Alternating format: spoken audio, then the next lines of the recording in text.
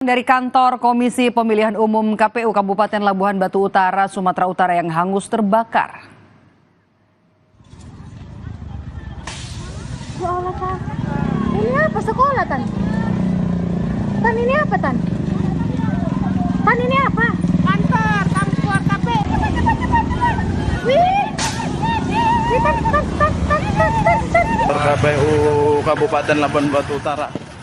Kebakaran terjadi pada Senin sore sekitar jam 3. Material bangunan yang mudah terbakar membuat api dengan cepat membesar dan merambat ke seluruh ruangan. Sejumlah pegawai KPU yang berada di lokasi langsung berlarian keluar gedung untuk menyelamatkan diri. Ini apa sekolah, Tan?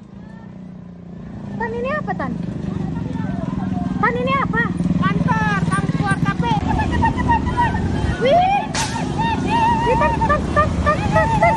KPU Kabupaten.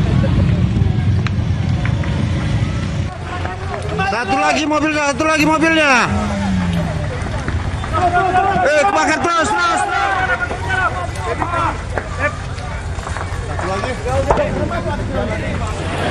Diturunkan armada damkar. Posinduk dan Wonosari. Akibat kebakaran ini, saudara, 2 unit mobil milik komisioner KPU nyaris terbakar. Sejumlah pegawai KPU pun berusaha untuk mengamankan kedua mobil dari kobaran api. Untuk memadamkan api, 4 unit mobil pemadam kebakaran milik pemerintah Kabupaten Labuhan Batu Utara diturunkan ke lokasi. Akibat kebakaran ini, saudara, seluruh ruangan KPU Labuhan Batu Utara dan seluruh berkas-berkas ludes terbakar. Belum diketahui pasti penyebab kebakaran, namun api diduga akibat hubungan pendek arus listrik dari salah satu ruangan komisioner KPU. Untuk memadamkan kantor KPU yang terbakar.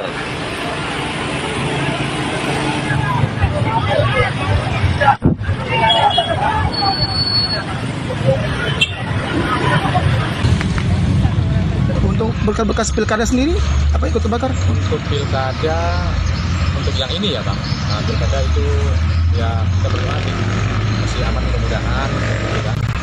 Ya tapi mungkin berkas di pemilu 2024 yang lalu lah, kan sudah terarsip gitu kan Bang. Nah itulah mungkin yang juga ikut terbakar.